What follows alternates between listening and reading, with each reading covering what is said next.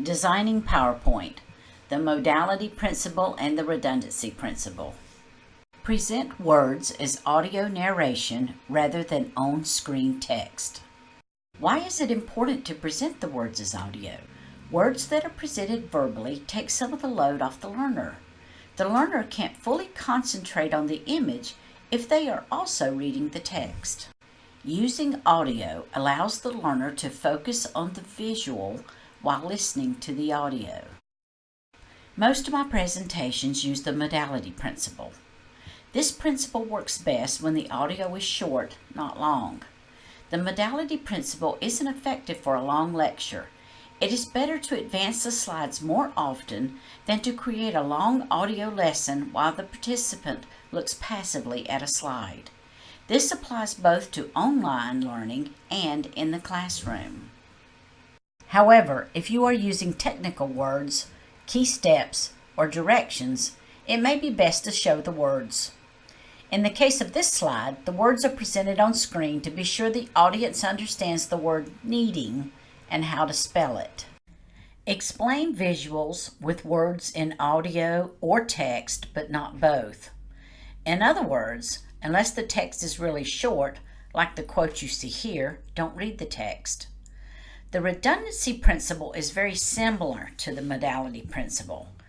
When the instructional message includes graphics, explain the graphics with narration alone. This is the modality principle. The redundancy principle states that if you must have the text on the screen, with some exceptions, don't read the text as this is redundant. We shouldn't read the text on the slide because it causes cognitive overload. Just like in the modality principle, reading text on the slide causes the visual channel to overload. Learners may waste cognitive processing to try and compare the print with the verbal. You may want to read the text when there aren't visuals. It's best to have a visual, however. An exception to reading the text on slides is when the presentation is very slow or the learner has the ability to forward the slides. An exception to reading the text on the slides is when technical words are used or the pronunciation is an issue. Also, when non-native speakers may be viewing your slides. Providing the transcript or closed captions is helpful for non-native speakers. When the text is shorter than the narration. In other words, you have more to say than in what is on the slide. Why not read the words on the slide?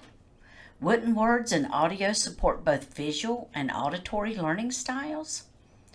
Learning styles are not supported by research. Learners may waste cognitive processing to try and compare the print or set the reading pace with the verbal. And it's a little boring, don't you think?